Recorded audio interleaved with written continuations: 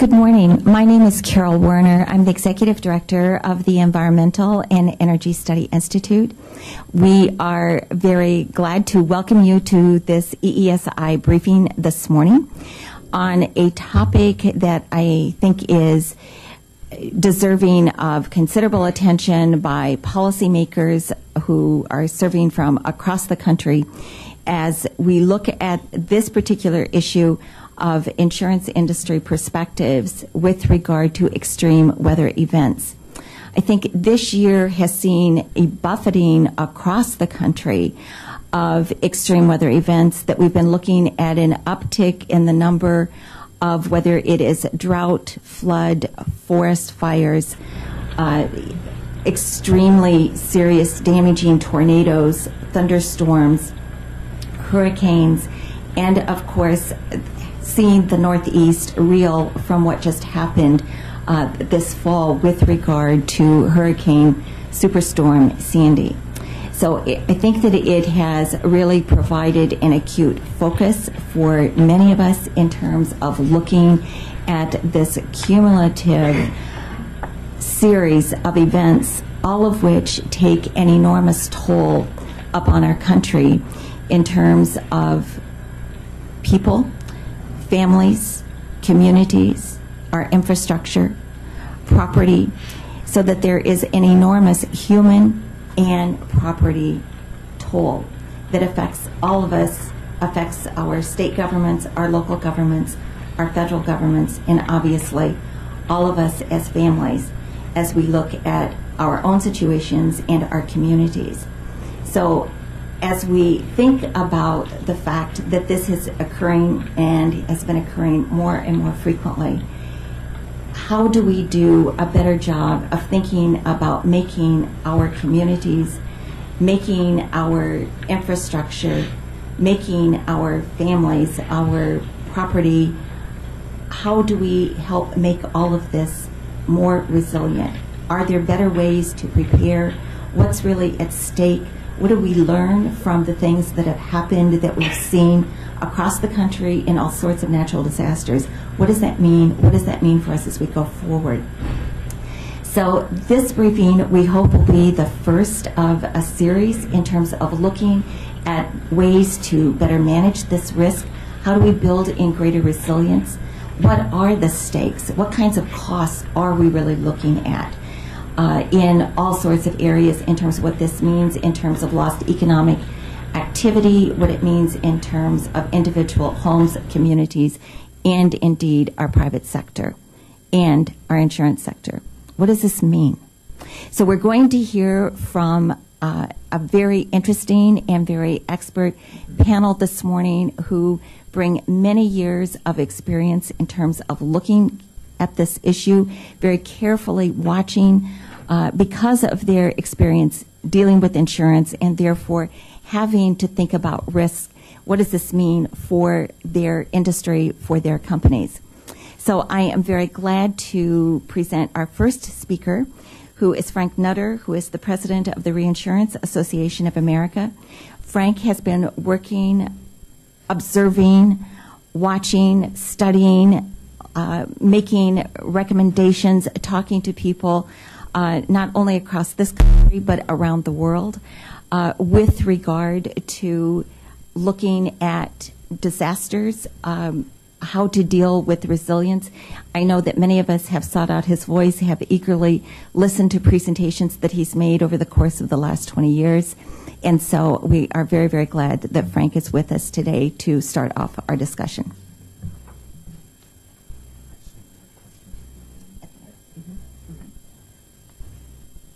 Carol, thank you very much. It's a privilege to be here with you, and appreciate the opportunity to talk about our industry's perspective on catastrophe losses.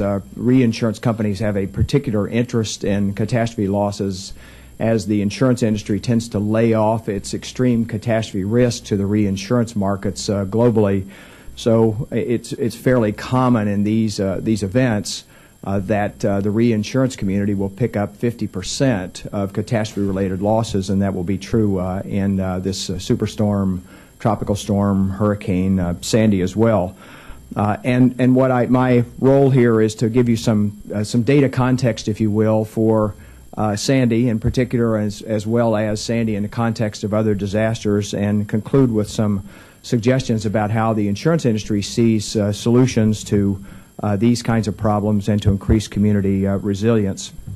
So let me start with some Sandy-related data, and I thank the Insurance Information Institute for much of this information.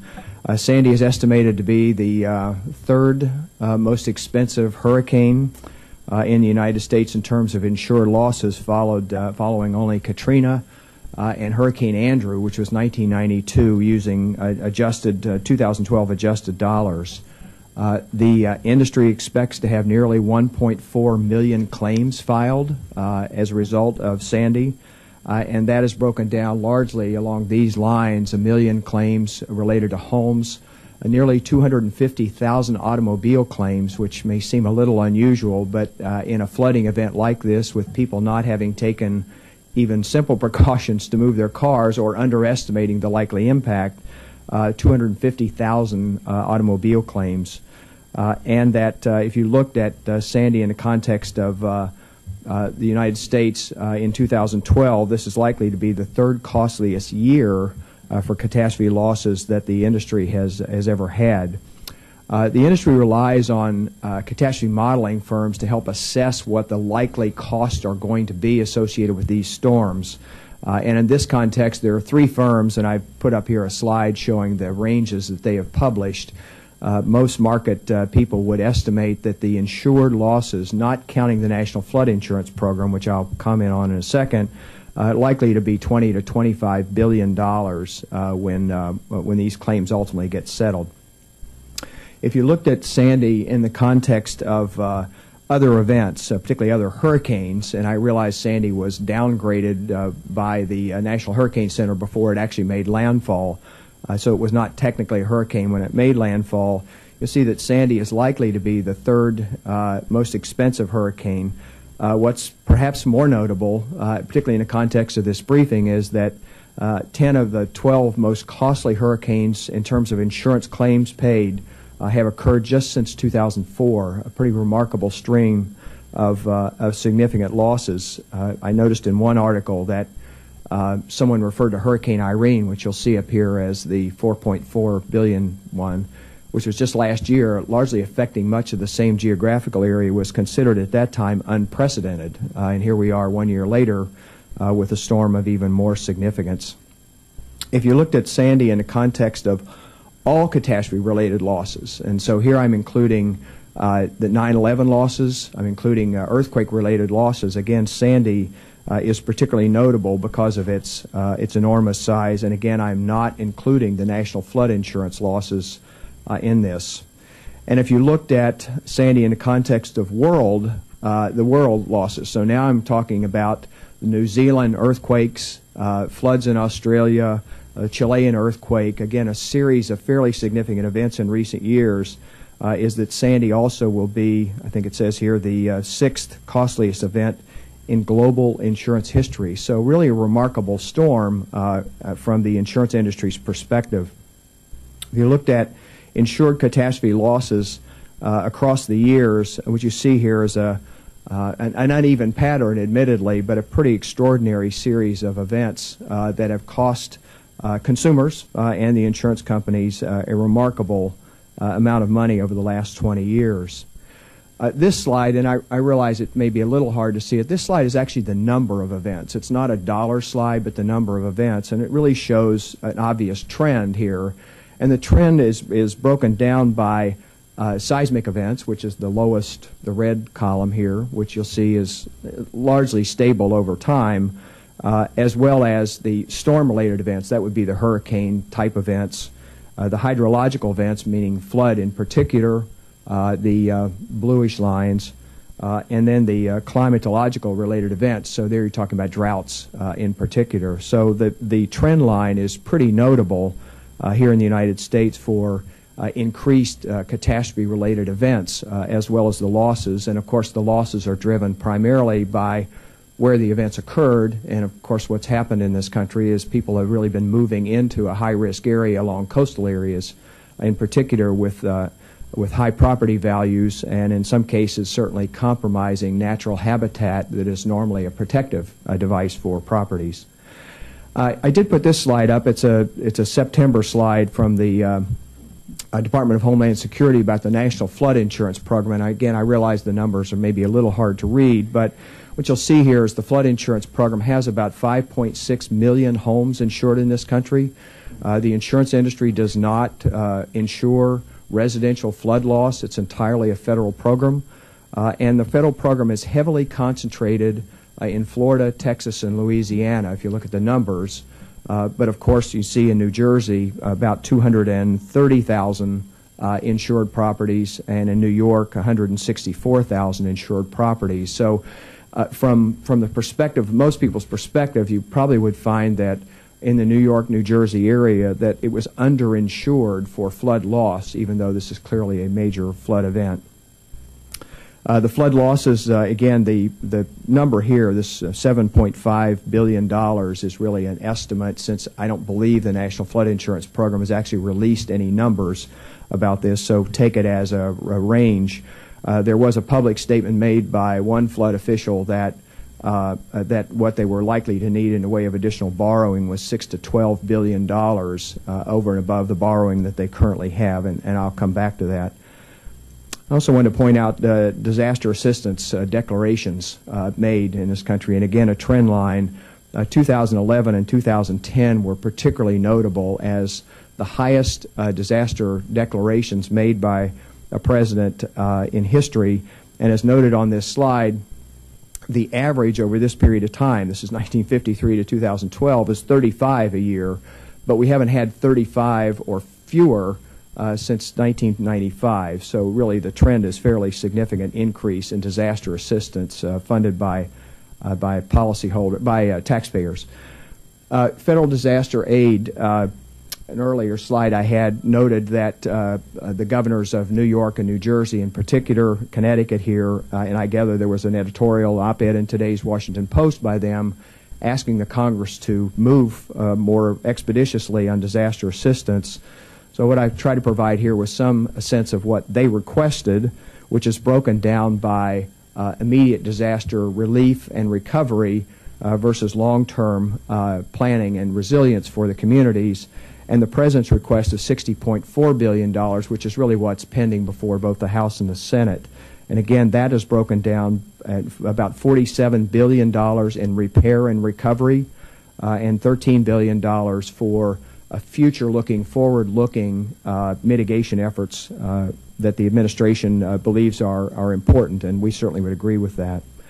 I told Carol that I would conclude with some points of things that in our industry we believe would be important to undertake either at the state or the federal level as part of an effort to build more resilient communities, as well as have a forward-looking, not just a retrospective-looking perspective on this. So let me highlight a couple of points here, and perhaps not all these. And Carol, if it's okay, we can come back to these if that would be appropriate. The first is building codes. The building codes are generally dealt with at the local level. There is pending in the House, and I believe Senator Menendez has introduced or will be introducing in the Senate a proposal to provide additional disaster assistance for communities that adopt building codes meeting certain minimum standards. So it's really a carrot, if you will, that would help improve building codes. Unfortunately, the building codes are fairly inconsistent along the Gulf Coast and the Atlantic Coast and do not fully reflect the extreme weather events. The second thing we would say is risk-based pricing. Insurance should, in fact, reflect risk, the risk assessment. The National Flood Insurance Program does not statutorily reflect the risk that it has, so that program in particular, but we would say the same would be true at the local level for the private insurance sector. The other point I would make, another point I would make here is this point about using nature. We have an excellent working relationship with a lot of environmental groups, and they point out strongly that nature does in fact provide a natural mitigation factor for disaster losses.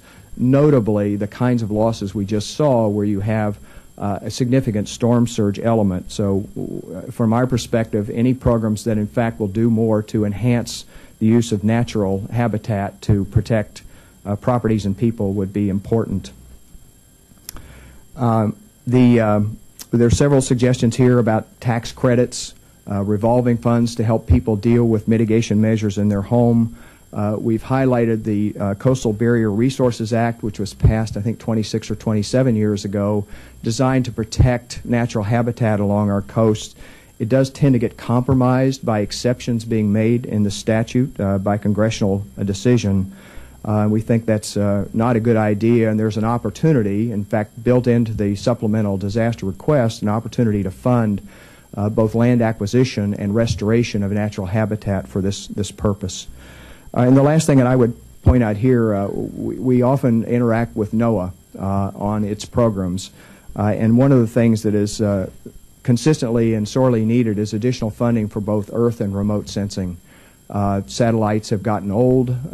They are likely to not really truly reflect the kind of exposure that we have, and if indeed these programs are not fully funded, we, the insurance industry, will not benefit from the value that comes from government information and insights about climate and weather. And the last, my last slide is this one. The National Traffic Safety Board investigates airline crashes, and they do a terrific job of one thing, and that is looking at these crashes to try and determine what the factors were associated with a crash, so that going forward those can be addressed so that we have improved airline safety.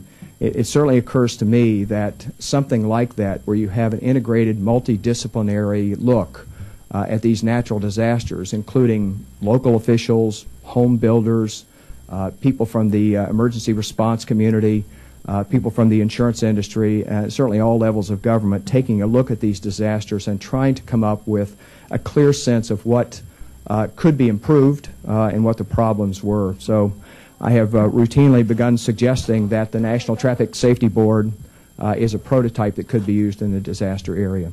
So thank you very much. I look forward to participating in the question and answer, which I think follows the three presentations. Great. Thank you very, very much, Frank.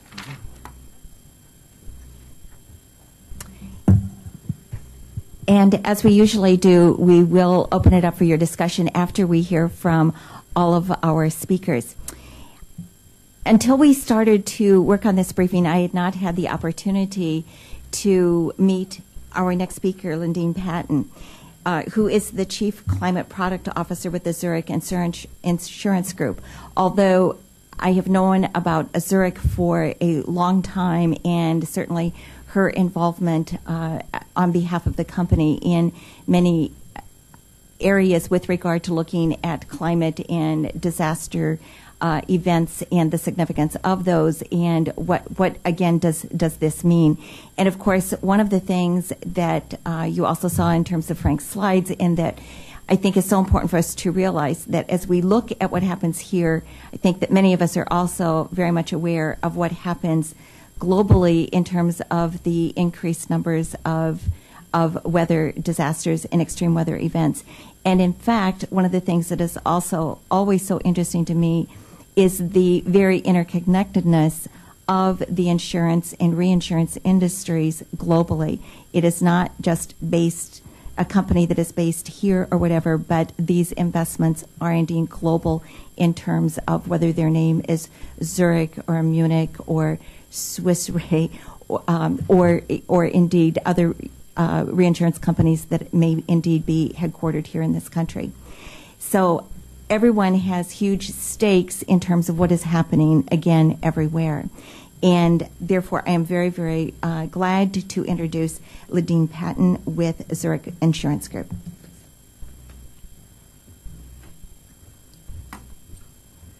Thank you very much for taking the time out to be here with us to talk about what I will call the climate resilience gap. Fundamentally, I think that Frank has done an excellent job in terms of outlining the magnitude of impacts that are affecting society at large. But those impacts, oh, did you not? Sorry. He's got the wrong. The impacts that are affecting society are definitely affecting our economic stability in both the short term and the long term.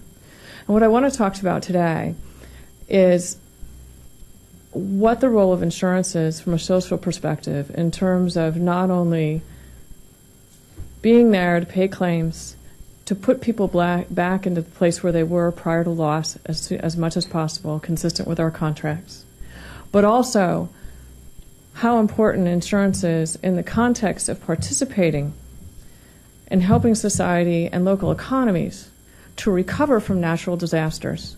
And I want to share with you some specific analysis that has been done in that context, which proves out, after looking at thousands of losses globally in the natural disaster context, how having an insured rather than having an uninsured loss results in more stability to gross domestic product over a multi-decadal periods. This is the kind of information that I think is important and has been missing somewhat from the dialogue as we all talk about these almost unfathomable numbers in terms of the magnitudes of losses that are presented. And I apologize that somehow the pictures aren't up here that go with it. But many of you have seen a series of pictures that have come out of these losses with flooded taxi cabs and the like. But I think what's really important in terms of trying to put the losses, which Frank so readily reviewed, in context, is understanding, even though we've got sort of changing numbers over time, that these affect percentages of local gross domestic product. So these are not just socially disruptive, these are remarkably economically disruptive activities. And what we need to figure out is how we close this climate resilience gap. Scientists are indicating that there is a significant potential that we will have a change in weather patterns. It is also quite clear that we have lost what scientists call stationarity. In other words, historical views of the hydrologic cycle are no longer predictive of future views of the hydrologic cycle. And why do you care about that? You care about that because the hydrologic cycle is what forms the basis of the environment in which you exist every day. It determines when it rains, it determines what kind of wind speeds and patterns you have. It determines literally the heat, the cold, the environment in which you live. These are things which we all depend upon, and in fact, these are conditions upon which we base our economic investment patterns. And the majority of our historical economic investment patterns are based on assumptions of stationarity. They are based on the assumption that prior weather patterns reflect future weather patterns. And what we have today is a series of assets which have value and have social and economically assigned values, which are becoming less and less appropriate in their resilience standard, given the changing weather patterns which we face. So what I want to talk about and focus on in this discussion is how do we close that resilience gap, and what is the role of insurance in that context, so that we can avoid multiple percentage impacts over multiple events in a year to GDPs of both local and national economies. So how do we get from the current state of our resilience, of existing assets which are in place, to something that is a resilient state? All right. I think that Frank has certainly outlined the majority of these items that are included, but you have to consider we have an increasing frequency or severity of climatic events. We need building codes in regional zones to reflect changing hydrologic cycles. We need them to be cognizant of, given the earn-out life or the capital investment life of specific assets, the stressors, the environmental stressors to which they are being exposed. And those building codes should go hand in hand. So consistent with what Frank has made as a recommendation, you need public-private partnerships and you need multidisciplinary analytics of local regional conditions. One size does not fit all. As ASCE remarkably demonstrated in 2009 in their report card assessment, we have a slight infrastructure deficit, which they assessed at several $1 trillion. Their report speaks for itself. But I would observe that given that we have limited funds socially, that as we begin to evaluate how we upgrade, reinvest, and develop new infrastructure, that we include the concept of the loss of stationarity directly into those analytics and assure that if we are building a piece of infrastructure which is designed to last 25, 30, 50, 70 years, that we include climatic models in that analytic so that we are assured that it will last its full useful life in a manner that's consistent with the economic investment pattern which is predicated on the capital investment. So in other words, you don't want to assume that something's going to last 30 years only to have it blown away in 10. And realistically, I think what we've seen is that if you're in a 100-year floodplain, it's a 26% chance that during that period of time that you'll have a flood impact to that asset. That's not exactly, I think, what your average investor is thinking about if they're in a 100-year floodplain. So we have a tremendous opportunity. I think we need to, as we go forward, and I think as Frank has suggested, come to an agreement about what we define as resilience and how we're going to proceed in those multi-professional integrated analytics. I offer up here an IPCC definition. There are a multitude of other definitions. I would also commend you to a recent report released by the IFC and the World Bank and the IEG evaluating the IFC's work, in which they have defined standards for review of climatic investment screening. It's worth a look. But to bridge that climate resilience gap, I think we're going to need to invest in adaptation. We need to incentivize risk reduction. And this is a big trick because if you have assets which are now not sufficiently resilient to the physical forces to which they're exposed, somebody's going to have to pay the difference to get them upgraded. And that is the public policy challenge. This is going to require a long, hard look at risk-based land use management. And it's going to have to foster some sort of long-term investment management activities. But to that end, I think I have a piece of information to share with you, courtesy of the Bank of International Settlements, in which they did a recent study which looked at approximately 21,000 natural catastrophe events globally. This was released December 5th. This particular report looked at economic impacts of natural disasters in economies which were insured, uninsured, and underinsured, and looked at those impacts, and they were stunning. Most of us in the insurance industry believe at our core that insurance serves a tremendously valuable social function in stabilizing and pooling risks, but also stabilizing economic impacts, both in the short term and in the long term. And this study actually proves this out. The abstract, and I'm quoting directly from the paper itself, reads, "Our main results are that major natural catastrophes have a large and significant negative effects on economic activity, both on impact and over the long run. However, it is mainly the uninsured losses that drive the subsequent macroeconomic cost, whereas sufficiently insured events are inconsequential in terms of foregone output."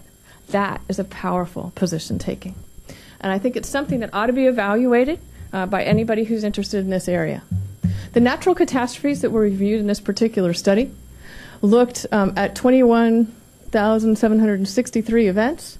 The source of the data was Munich Re in the NatCat service, and the information is fully available and transparent in that analytic.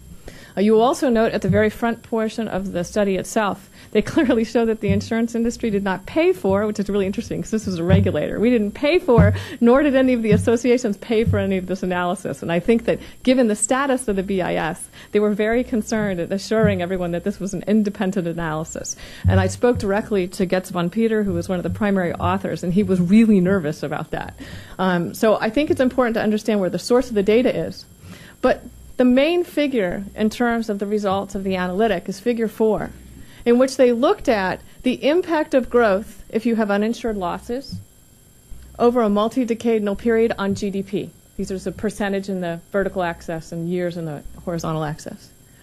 And there's a cumulative effect up in the right-hand corner, top line, right-hand graph, is the cumulative effect of uninsured losses on GDP on a decadal basis. In other words, you don't recover.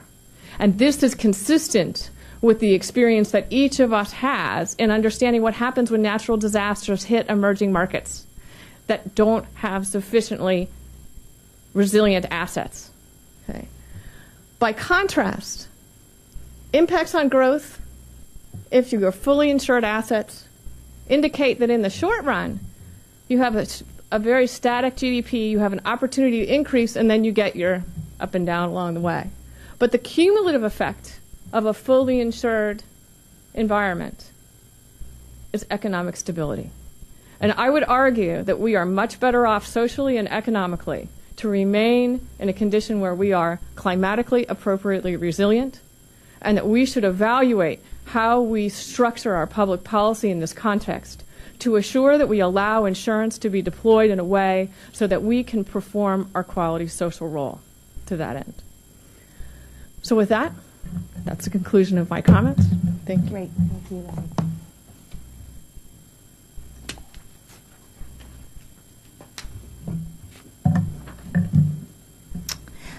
We will now turn to our final panelist, who's Cynthia McHale, who is the director of the insurance program with Ceres.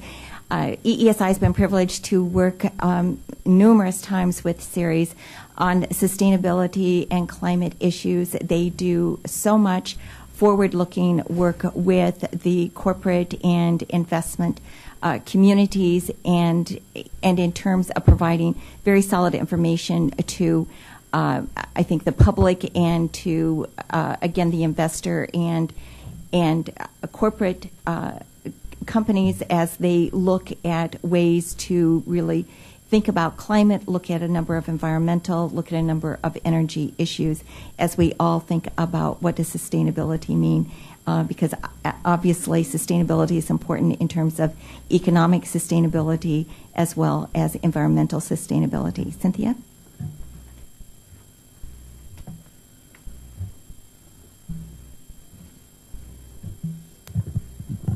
Thank you very much, Carol. And also, I would like to especially thank Frank and Lindeen for being here today and representing the insurance industry. I speak often with both of them, and I can assure you they are incredible leaders within this sector. And I'm just thrilled to have them here today speaking about what they know so much about. I'm going to be talking about protecting the U.S. against future economic losses from extreme weather. Recent extreme weather catastrophes are beginning to show us that climate change will be the defining issue of this century. When averages change, extremes usually change with them. A warming climate loads the dice for extreme weather. That's especially true for the United States. According to a recent Munich Re study report, and I'm quoting this, nowhere in the world is the rising number of natural catastrophes more evident than in North America. Climate change is impacting heat waves, drought, heavy precipitation events, and in the long run, most likely hurricane intensity. This map depicts some of what we have seen over the past 2 years, so 2011, 2012. And it's all across the nation. It's not just on our coasts or not just in Tornado Alley. We've had devastating wildfires in the southern plains and in the western states due to record high temperatures and low levels of rain and precipitation. We've had back-to-back droughts in 2011 and 2012 that have caused over $30 billion in crop losses and larger impacts on global food supplies. And then, of course, we've got now Hurricane Sandy, the second or third largest hurricane to ever hit the United States.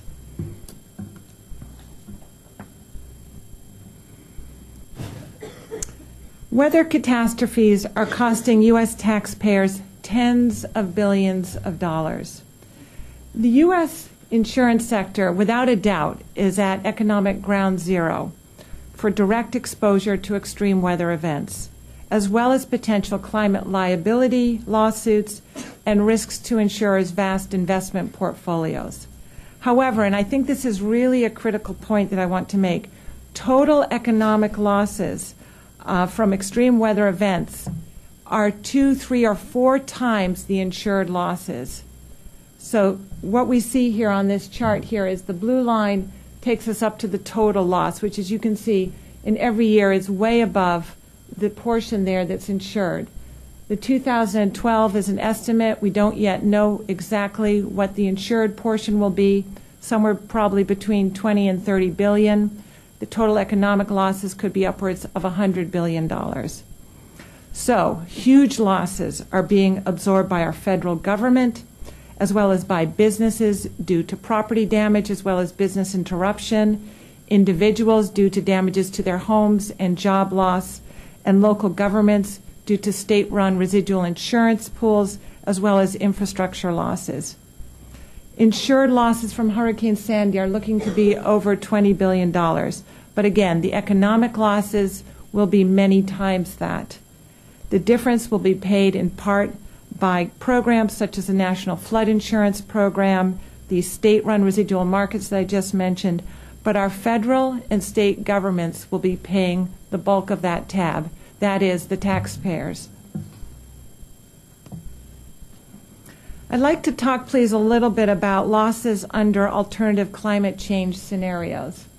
Here we have an example for Florida, where the costs of extreme weather impacts are directly related to the magnitude of global warming, and nationwide may be between 5 and 10% of GDP in the long run.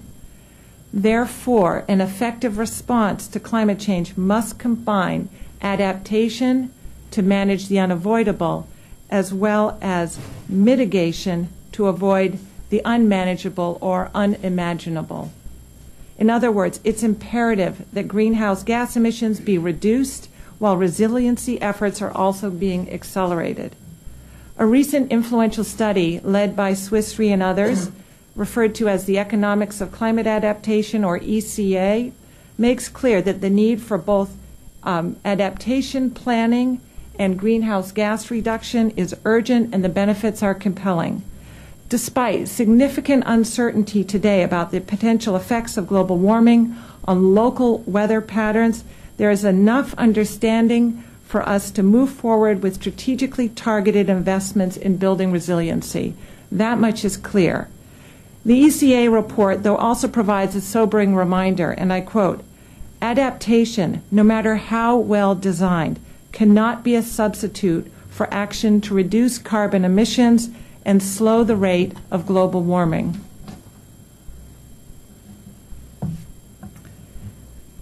The insurance industry, without a doubt, is uniquely positioned to influence society in reducing risks. Insurers have been influential, for example, in requiring smoke detectors in homes and the use of seat belts in cars. I see climate as an analogous risk. The insurance sector has much to offer and much at stake in helping government and markets to accelerate solutions to better predict and prevent losses from climate change. In our recent series report, Stormy Future for the Property Casualty Insurance Sector, the growing costs and risks of extreme weather events, we lay out a set of recommendations for the insurance sector, many of which have been touched on today by Frank as well as Lindeen, so I'll run through these fairly quickly. First, insurers need to boost their understanding of their risk exposure and potential losses based on new and emerging weather patterns, not on historical data. We've turned an inflection point here. Things have changed around us. Second, insurers should actively support stronger research on national and regional forecasting of future weather and catastrophe programs or patterns. There is an acute need to advance our understanding at sea level rise at a more granular or local level, as well as the impacts of warming temperatures on the frequency and severity of thunderstorms, hailstorms, and tornadoes, of which, frankly, very little is known today. Third, insurers should increase their public engagement on climate change resiliency. There's a need for strong action. For example, their loss management expertise can help inform better land use planning, infrastructure design, and building codes in critically exposed regions. Fourth, insurers should be promoting stronger climate risk awareness amongst their customers. This includes providing products and services to help businesses and individuals reduce their risks. Clearly, this is a win-win. Customers reduce their losses as well as the insurance sector. And lastly, and perhaps most importantly from my vantage point and Siri's vantage point, Insurers need to be vocal advocates for strong climate policies that will reduce carbon pollution that is causing climate change in the first place. Our Stormy Future report also lays out a set of recommendations for state insurance regulators, which you can see there and are detailed in the report. We have a few out on the table, and they're also on our series website. Clearly, there is also a critical role for the federal government.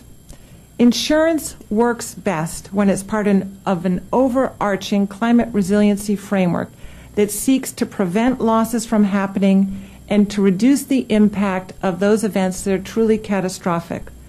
Clearly, there is a very critical role for our federal government and Congress in boosting our resiliency to extreme weather. Our first lines of defense should be to prevent and reduce risks by setting stronger building codes, creating incentives or restrictions on building in hazardous areas, and planning defensive infrastructure such as road elevations. Secondly, the federal government and Congress should link federal recovery assistance to climate resiliency planning. As part of any congressional disaster aid bill, there should be crystal clear language. No checks will be mailed without local assurances that resiliency measures are being pursued. And finally, there is a reason we're holding this briefing in D.C. The broader, well-documented, and far-reaching impacts of climate change will only be addressed through thoughtful, bipartisan policy initiatives passed by the U.S. Congress. Thank you. Thanks, Cynthia. I want to thank all of our panelists. Very, very thoughtful discussion and presentation of all of the issues that are confronting us. And let's open it up for your questions or comments. And if you could please identify yourself, please, when you make your comment or question. Go ahead. Mm-hmm. I'm Leslie Downey. I own a technology business, but I'm also with Citizens Climate Lobby, a volunteer. And of course, we visit members of Congress and the Senate to encourage them to enact a tax on carbon emissions, a carbon tax. In our various visits, we have observed that most of the legislators to whom we speak don't get many visits from the insurance company about prevention of climate change. And in fact, one senator's aide told us it's been the other way around. We're talking to our state commissioner about more transparency on the part of the insurance industry in regard to risks to insurance posed by climate.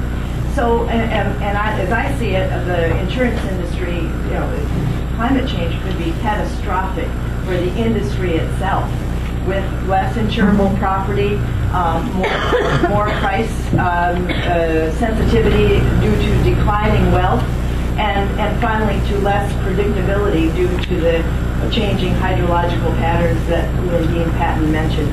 So if that is true, if there is such great risk to the insurance industry itself, why hasn't the insurance industry been all over Congress from a prevention point of view, Republicans and Democrats alike?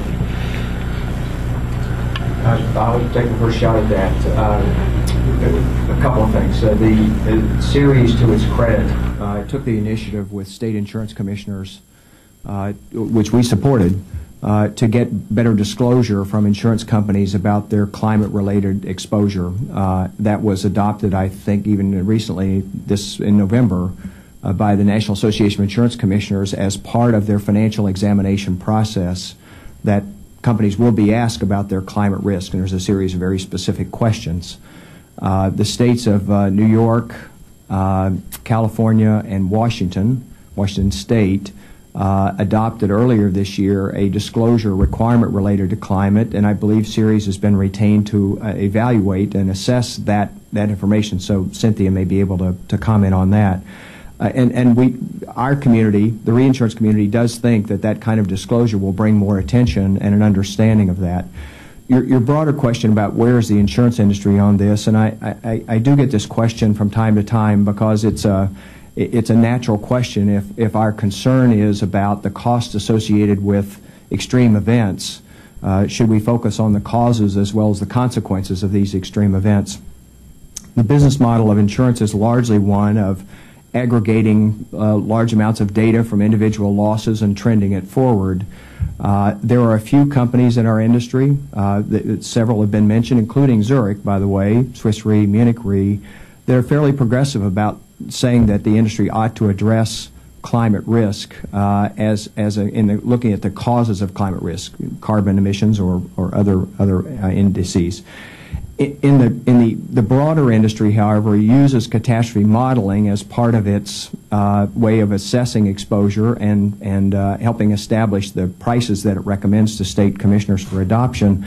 And the factor associated with climate, whatever that interpretation means, is relatively small when you look at the broader factors of where properties are built, the value of properties, the cost to repair properties, tends to dwarf whatever that indicator is of climate. So the catastrophe modeling companies that I referenced earlier in one of my slides do in fact have scientists that seek to try and evaluate the current state of science as it relates to climate risk and incorporate it in this catastrophe modeling.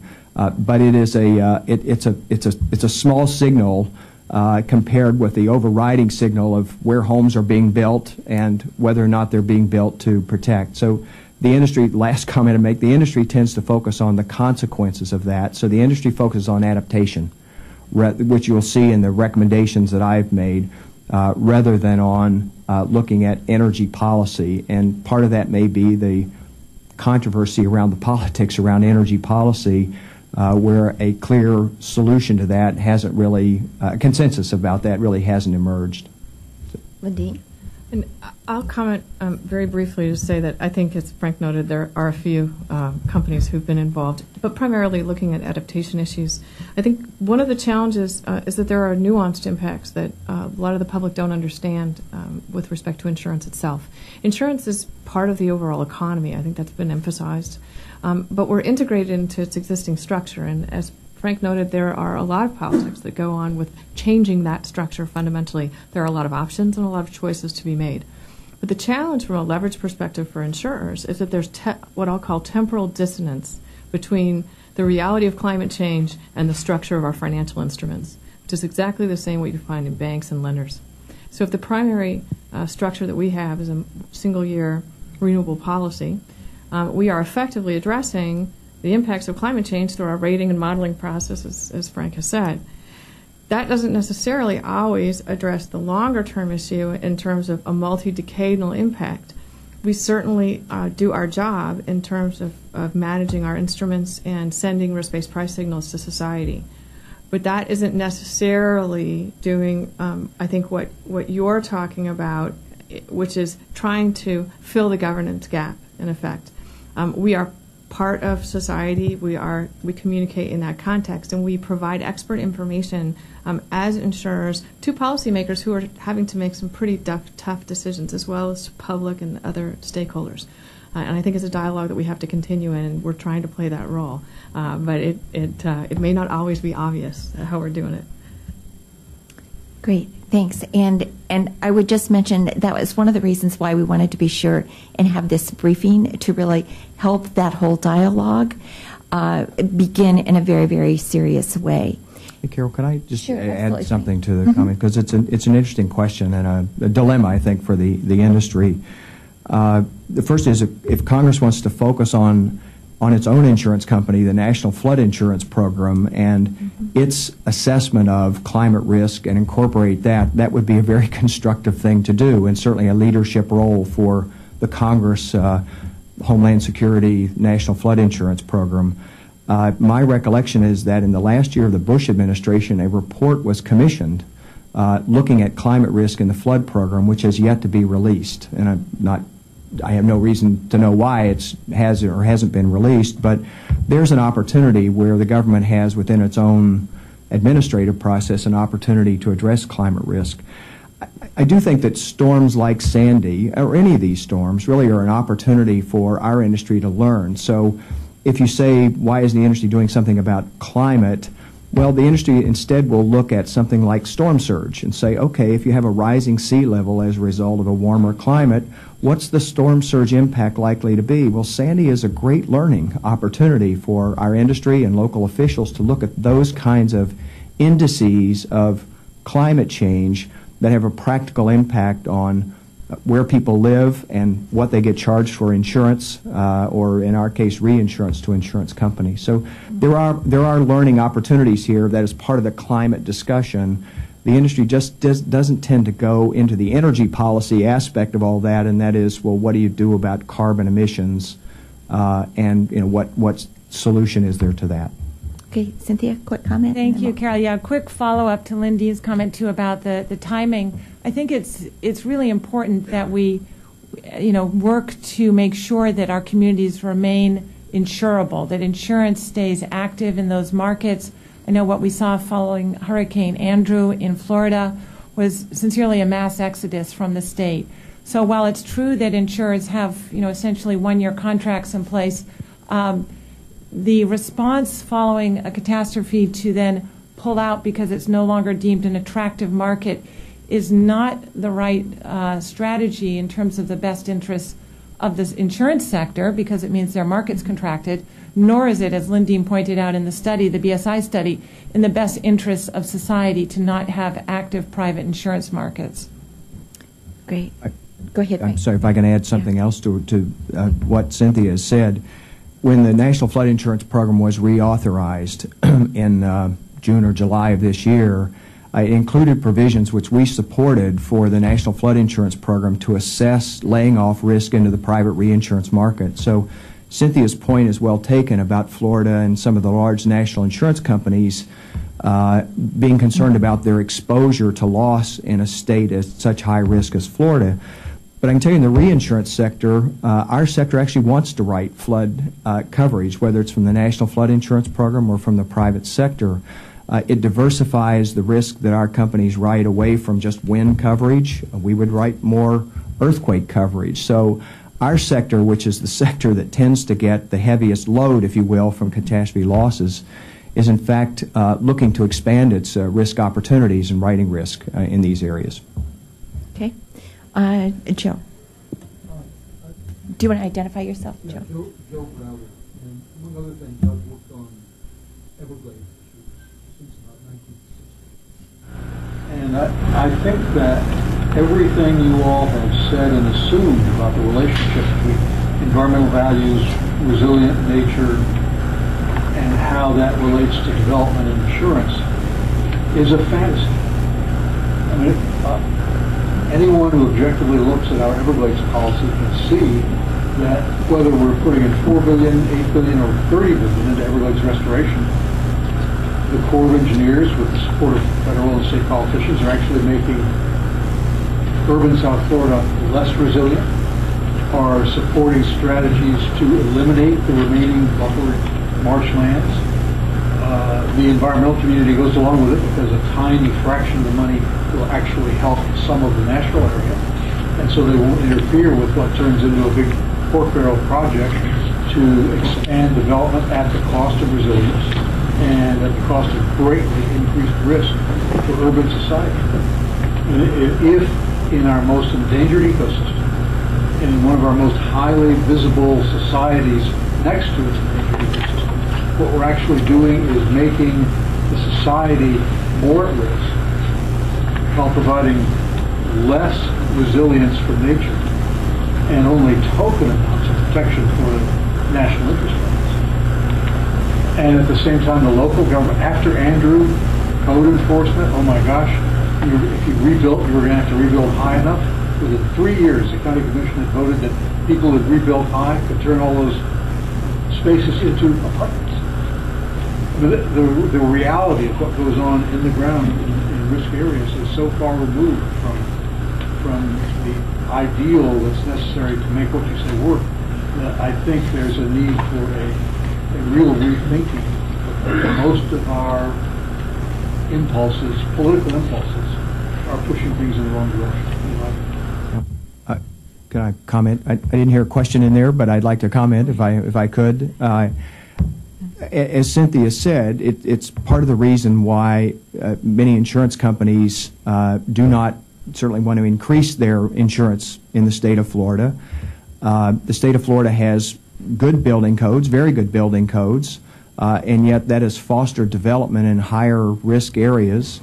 The problem that we have, I think, in that area and a lot of other areas of the country is the built environment, as opposed to the opportunity presented in a Sandy kind of situation to rethink whether or not you just go in and rebuild or you pay people to rebuild. And I know I'm talking about the flood insurance program maybe more than I should, but there's a program where you have repetitive losses. Something like 1 or 2% of all the insured properties in the flood insurance program account for 30% of the losses in the National Flood Insurance Program. We have to rethink whether or not we're encouraging building, not just by the flood program, or whether or not by suppressing insurance rates. I've made the point that about risk-based rates for insurance, it's really a signal for people about the consequences of the decisions they make about where they build. But states like Florida have a very, part of their economy is real estate development, and real estate sales, and therefore you have, in our view, a concentration of risk in a state that's hard for the insurance market to insure because people don't want to pay at least what the industry would think of as being rates reflective of risk, including catastrophe risk. So I don't think I disagree with your point. You called it a fantasy. I don't disagree with your point about the compromises in natural habitat. I think the point is where are our opportunities to restore natural habitat or preserve natural habitat in a way that really protects properties. Lindy, go ahead. Very quickly, and I know there's a bunch of other. Sorry, very quickly. I know there's a bunch of other questions too. A couple of comments. I think few of us in the industry have worked really hard to try to make recommendations consistent with those that Frank and I have made to suggest that integrated land use planning is critical. We've also been active proponents of what the industry and what a bunch of scientists call decision support analysis tools. These are typically tools which have been developed out of the intelligence arena. Their capacity is quite sophisticated to do integrated data analysis looking at multiple factor impacts to both natural resources and to building. And I think there are a couple of very good exemplars where these have been used, in particular to specific man-made disasters or the consequences of some particular man-made disasters. They have also been used in some specific applications to try to evaluate comparative cost-benefit analysis for natural resource restoration as contrasted with gray infrastructure development. And I would commend you to look at the study which has been done by one of Frank's members, Swiss Re, along with McKinsey and through ECA, and the energy company called Entergy, which, while it is not a transferable study in any way, they looked at a methodology for evaluating the costs and benefits for investing in resilience in the Gulf, in a region where they were, and how to prioritize particular types of investments given some specified factors about what they wanted to protect. But in particular, they were looking at land use policies and looking at options for restoration of natural resources. So I think there's a lot of work to be done, but there are some people who are working on specifically cost-benefit analytics and decision support analysis tools. And our industry, I believe, is actively involved in helping to improve those tools and needs to continue to do so to give public policymakers more tools with which to appropriately evaluate their options. Because I think right now, especially in a local context, most of the people who are making land use decisions don't necessarily have access to the kind of data that I shared today. And obviously, no amount of insurance is ever going to make a bad risk a good risk. It just doesn't. It pools risks and it helps manage risks without question, and it helps modulate impacts. But it's not going to make something that's a bad risk good. So we need to collaboratively figure out how to do integrated analysis and improve risks over time, which is something that as Frank noted, our industry has a really significant history in, whether it's in property protection or worker safety. I'll stop there. Great. Okay, back here. And could you identify yourself, please? Yes, my name is Dan Brigg, and I'm a congressional fellow appointed by the American Society of Engineers. I really have two kind of comments. And one of them is related to the Sandy event, which we knew were coming for more than a week, well ahead of time. Yet I believe there's more than 250,000 automobiles that people left parked in the area, which ultimately ended up being a total loss. It kind of reflects stupidity that the insurance and the rest of society end up paying for. You got to stop doing that, and people have to start listening to the weather to see what's coming. We knew a storm surge was coming, and yet they didn't take any simple mitigation. Driving the vehicle inland a few miles would have easily prevented those great losses.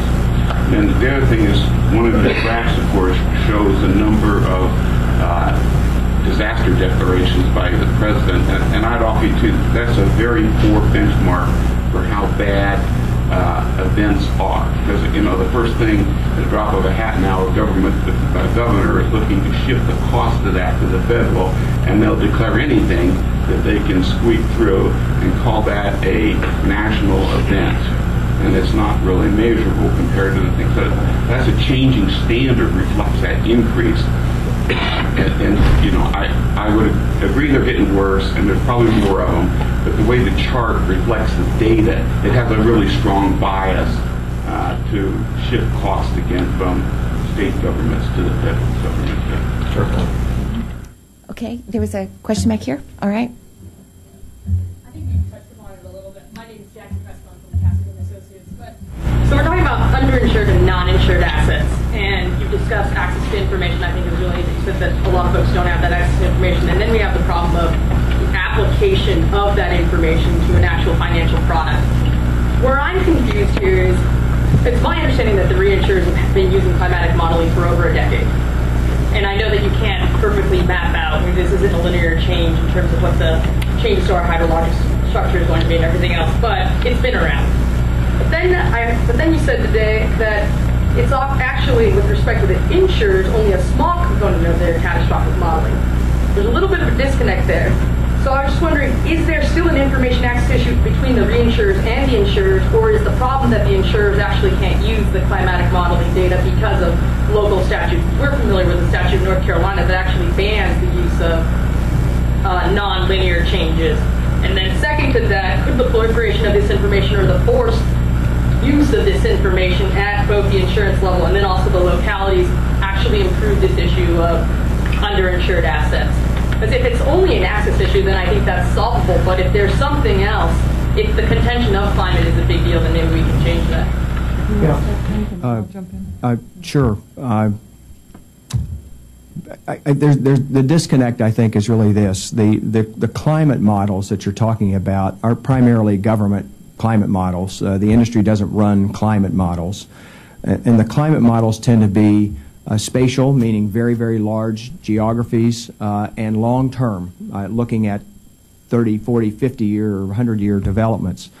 The business model, the catastrophe models that insurers and reinsurers rely upon, of course, tends to look at a financial product that's a one-year financial product, whether it's an insurance contract on your home or a reinsurance contract, and, of course, very geographically narrow. So the disconnect tends to be long-term spatial climate models and the needs of an industry that's looking at narrow geographical points.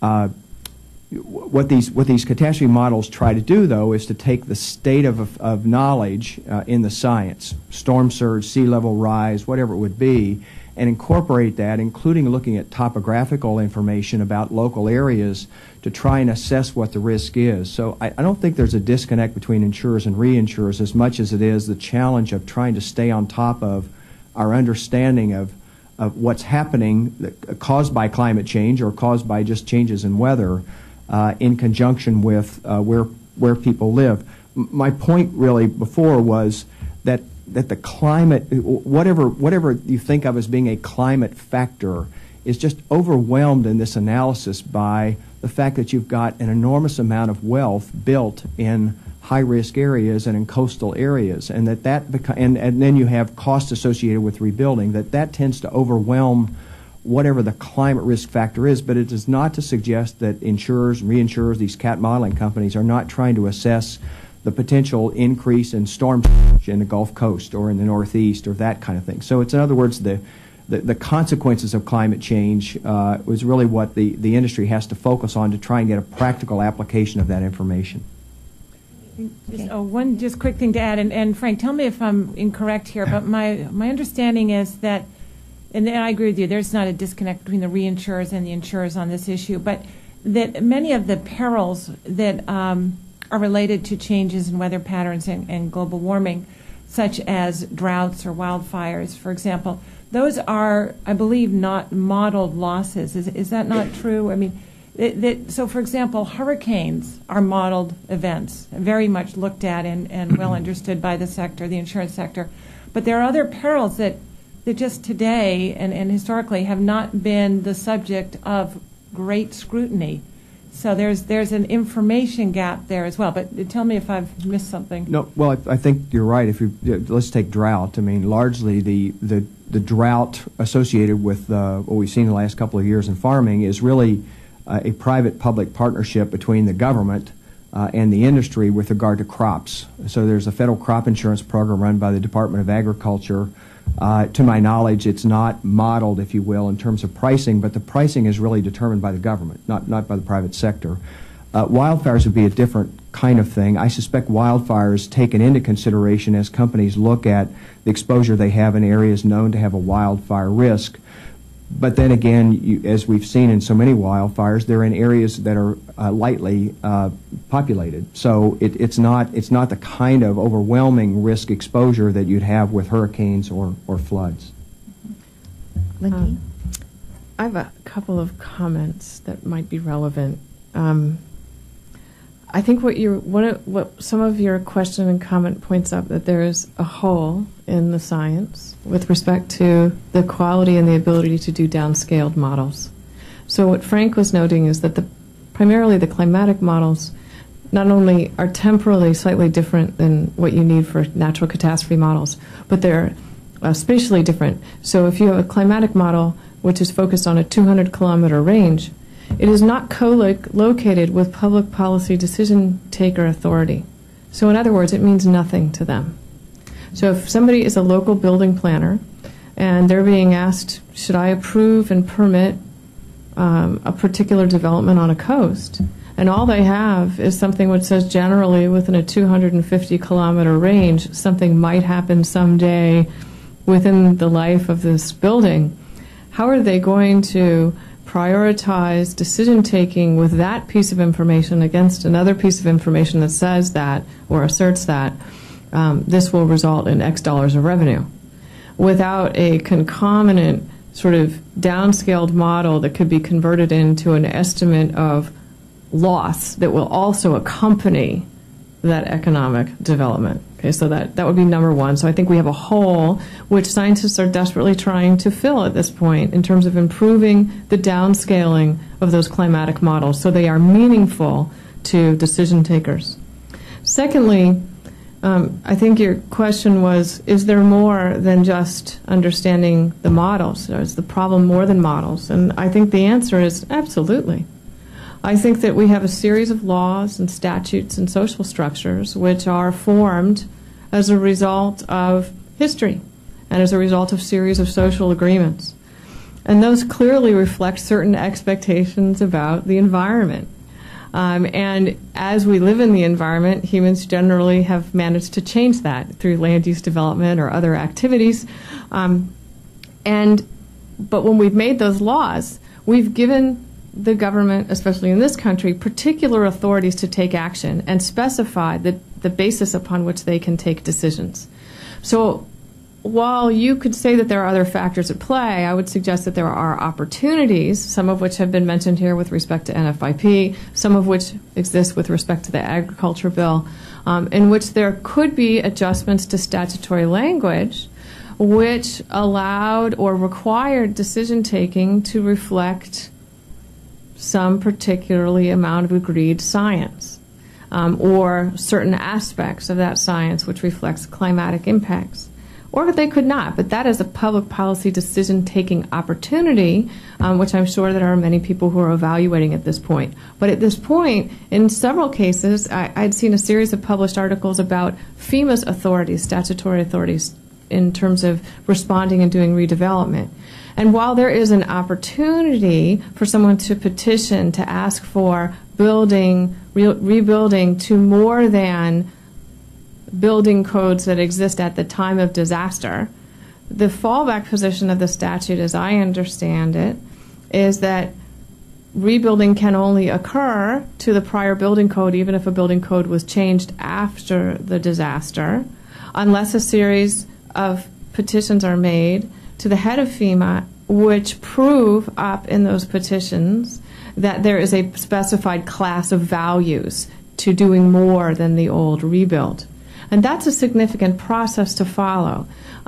So as I had said in my initial presentation, there are some developments which are occurring on a global basis in which parties are suggesting, like the World Bank and IFC, climate screening criteria which might be helpful in evaluating public policy options for a multitude of people in terms of looking at our current statutory structures. So I think that a combination of improving decision support analysis tools, but also improving the science, which helps do analytics or provide feed-in data in a way where the results of this science are coextensive with the decision-taking authority. That's where I think we're going to get a little more action-driven and a little more comfort on the part of public policymakers and on the part of citizens that wise, cost-conscious, and beneficial decisions are being made that are economically and ecologically protective.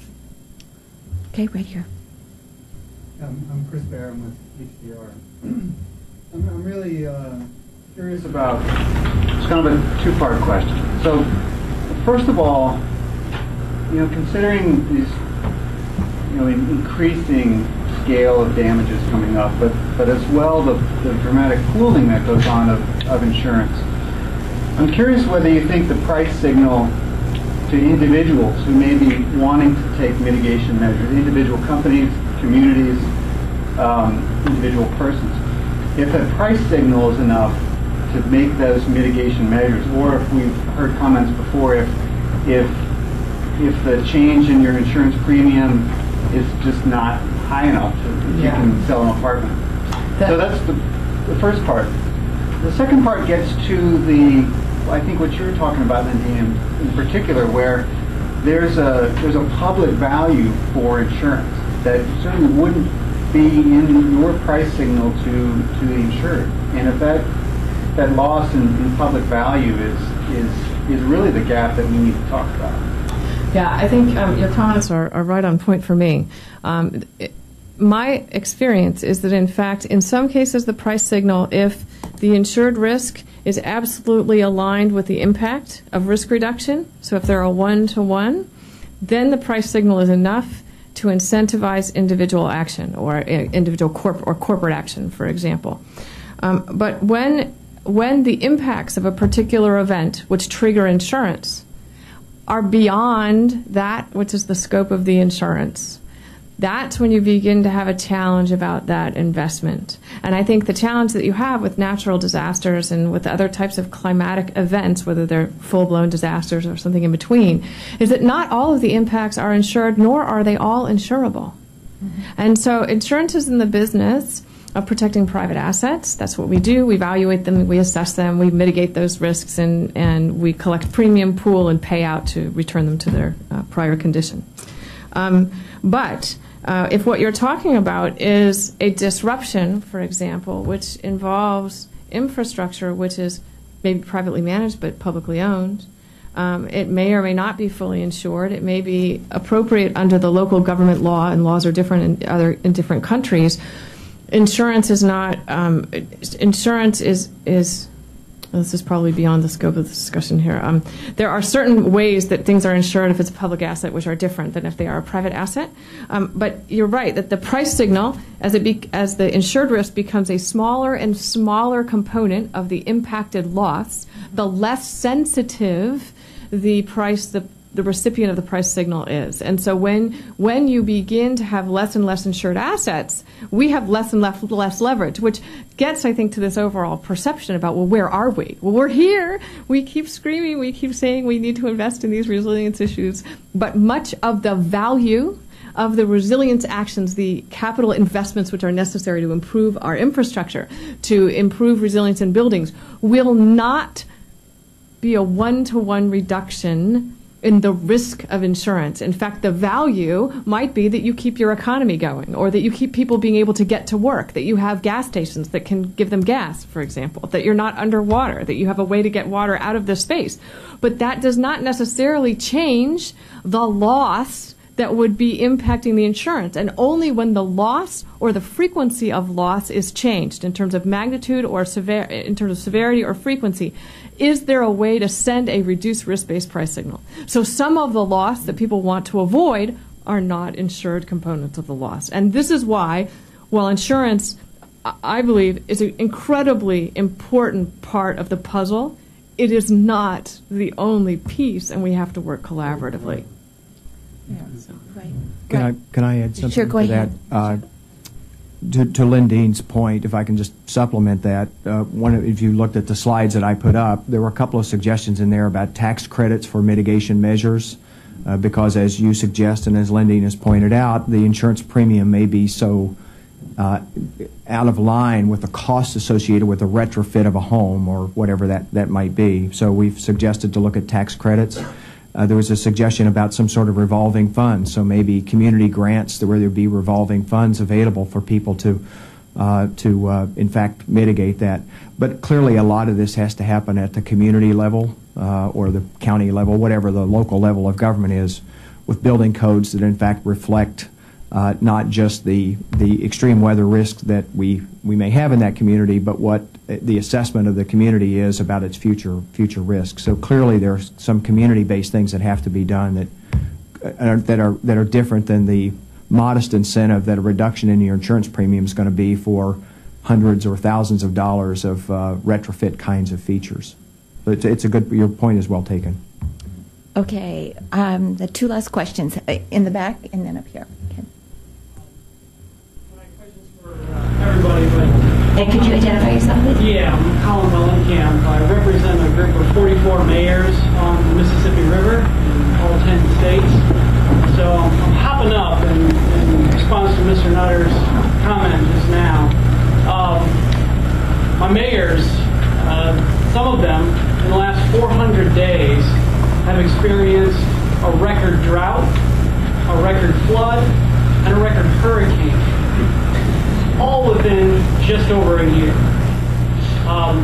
One mayor who's on my executive committee, the mayor of Vidalia, Louisiana, the economy of his town was almost completely destroyed between right now and last Thanksgiving, just because of the drought, everything that's been happening to his town. 20% of his revenue comes from a energy plant that is on the Mississippi River. It's insured. They have tried to do things that are adapting the plant to these climatic changes. They see the future, they can see what's coming, they're making changes and spending money.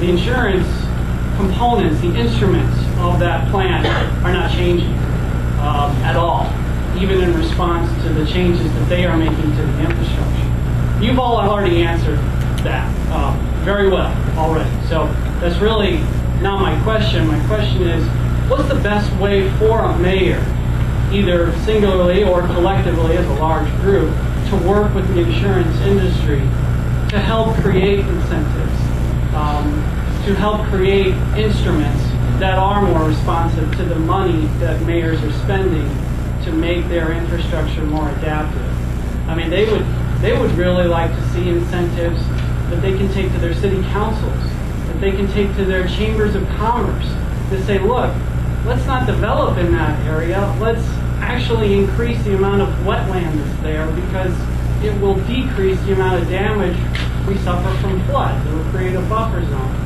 And they said, well, what's the immediate economic return on that decision? There isn't one. Actually, the immediate return is a cost. So if there was a return on a decision like that, it would go a long way. They'd like to work with the insurance industry to try to make that happen, but I'm sure how. It is a good question. It's a hard question.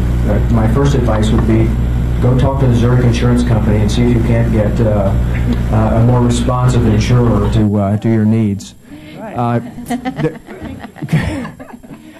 There clearly are insurance companies that focus on loss reduction as part of their business model, a key part of their business model. And obviously, I don't know who this community or any of these communities are specifically insured with, but in that specific instance, perhaps whether it's an insurance broker or an insurance company that really does focus on hazard mitigation as a key part of its business model would be my practical advice. The second would be the industry. The industry obviously has lots of players in it. I mean, there are thousands of insurance companies. There are obviously some major insurance companies. Probably the better thing to say is to really to talk with the insurance community that serves the states or local communities you have there, and see if we can't specifically pull together some sort of task force that really does look at the local exposure and what would be the industry be responsive to. State insurance departments tend to be also a key player in doing something like that. So I think my answer would be I'd be happy to follow up with you to see if I can help facilitate a dialogue with the insurance community that really serves that community. And I would offer that I, like Frank, would be happy to talk to you about, if there is a possibility. But I'll make a couple of other observations which are not applicable and have not been done largely in the U.S., although occasionally they are done. These comments are applicable to experiences that I've had outside of the U.S. where we have kind of bridged some of these resiliency gaps and community development gaps. In most of those cases, we have worked with non-governmental organizations who are familiar with the local regional activities and who recognize that there are resilience gaps in those contexts. And we have worked with them to try to identify what actions need to be taken to change the way that current development patterns are moving forward and how we can use insurance and we typically get banks in there at the same time to leverage those. These are generally pilot projects, but it allows us to share information with parties who are quite motivated because of their whatever their NGO is focused on. In some cases, we've done this in water management. In other cases, we've done it with reducing deforestation. But there are a multitude of examples. And then you have someone who can take on a much broader educational role than we might necessarily, as people who hold a bunch of information, can do on a day-to-day basis in terms of implementation. But I think there are some models that are really beyond the scope of this briefing at this point, but I can point you to them where there has been some success on the ground trying to share some information and having positive results in terms of getting what you call affinity programs put together, which give value to local residents who actively participate in effectively hardening their environment and making our environment more resilient. In most cases, those residents are given choices about whether they purchase insurance or not. That's their choice. But interestingly, at least in the emerging market context, most of them do choose to do that to improve asset accrual. I'd like to add one other thing, too, and Frank alluded to this earlier about the National Association of Insurance Commissioners and the mandatory climate risk disclosure survey that series, the organization I work with, is currently in the process of reviewing. So these surveys were completed by approximately 90% of all U.S. insurance companies. And I can tell you what we're seeing, which is consistent with what we saw last year. This is the second year of this. That by far most U.S. property casualty insurers don't yet have strong climate risk strategies in place. They haven't yet thought through the products and services and the ways to really engage with communities on these issues. Now, we have here real leaders in the industry, and I don't want to do anything to take away from that because that's absolutely true. But the industry is not yet speaking with one voice on this, and it has not yet really stepped up fully to the challenge. It is the largest industry in the world, has enormous power and resources and expertise. And really, we encourage and are pushing to see that happen. So I think you're highlighting gaps. Others have highlighted those gaps, and I just wanted to be clear on the record that is the situation today. And I would hope that in a future briefing that we would be able to bring forward some of the examples that have been done before. Last question, okay? Dave Carmel with the International Code Council. Model building codes that are used around the country. All talked about them. I've got two kind of related questions. One is, given all the expertise here, why don't we see some representation of the insurers at the building code development hearings, because they are developed in a consensus process, and I think your expertise would be valuable in addition to those views of the builders and the construction community and the others that are at the hearings. The second, and even more important, the big problem now is not, we publish new building codes every 3 years, and they do reflect the history in Florida and other natural disasters. The big problem now is the opposition at the local level to adopting the latest building codes. It's coming from builders, realtors, that community, and we really could use the help of insurers at in those local fights for adoption of the latest building codes, but we really don't see the insurers as part of those coalitions. If I could comment on that. In terms of the latter one, I would highlight the role that there's one organization in the industry called the National Association of Mutual Insurance Companies, which has taken a leadership role in seeking federal legislation that would provide incentives for states to adopt the building codes that your organization does develop. And frankly, we think that's a wonderful way to try and provide some incentives for states to do that. I'm a little surprised to hear you say that you don't see the industry engaged. The Institute for Business and Home Safety, that's headquartered in Tampa, is an insurance industry funded organization. I know they focus on building code and building code development, but if you're not seeing them or you're not seeing insurance representatives, that's unfortunate, and we really ought to do something about that. So I'm happy to talk with you afterwards and talk about how to make sure they are engaged. Great. So hopefully we're all going to see a whole lot of work getting done moving forward in many different pieces of this puzzle. Clearly, it's I think, very clear the different kinds of partnerships and learning that needs to go forward as we try to really make a difference for thinking about how we address these problems that are confronting the country as a whole. And I want to once again thank our panel very, very much. That was terrific. And I also want to mention that the presentations and a video of the briefing will be available on EESI's website. And so if you also have other questions, please feel free to follow up with us at EESI, or we can connect you with the speakers. So thank you very, very much for being here, and thank you again to our wonderful panel.